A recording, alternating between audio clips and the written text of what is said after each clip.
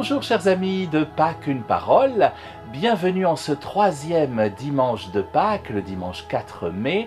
J'ai cheminé avec vous toute la semaine dernière autour d'un tout petit lac de montagne et je vous invite aujourd'hui autour d'un grand lac de montagne.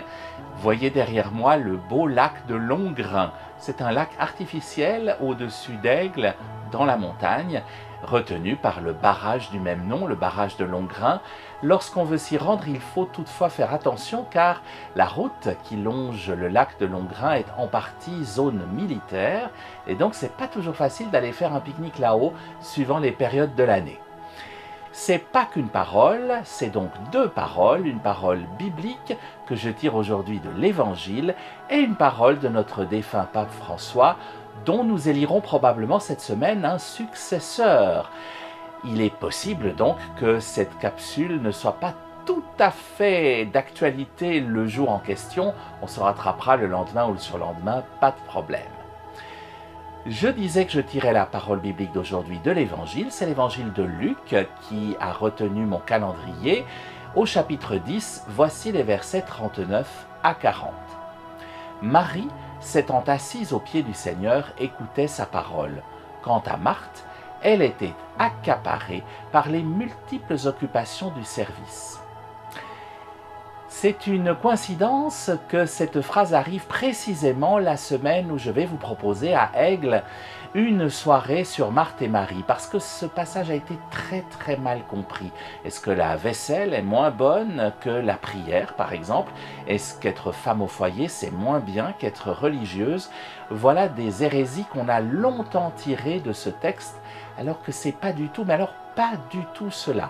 Rendez-vous à Aigle dans l'église, aux 4 rue du Rhône, à 19h30 mercredi soir pour en savoir davantage. Mais ce n'est pas le lieu ici de débattre de cette phrase biblique plus avant, je dois la mettre en dialogue avec la phrase du calendrier que le pape François m'offre en ce 4 mai. Il y a le risque, dit-il, d'oublier les souffrances qui ne nous touchent pas de près. Réagissons et prions pour la paix. Lorsque vous êtes pleinement à ce que vous faites, vous n'oubliez jamais les souffrances d'autrui.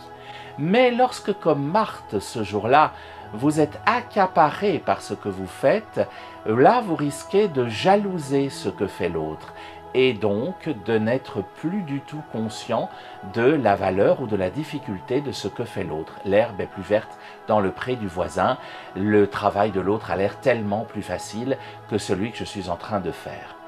N'oublions donc pas de nous mettre non seulement à la place de l'autre, mais d'essayer d'imaginer ce qu'est vraiment sa vie. C'est ainsi que nous pourrons mieux supporter aussi notre présent à nous, parce que quand on y pense, il y a toujours beaucoup plus malheureux que nous. Faisons ainsi et retrouvons-nous demain au bord du même lac avec les deux mêmes calendriers sur le même écran. D'ici là, chers amis, soyez bénis.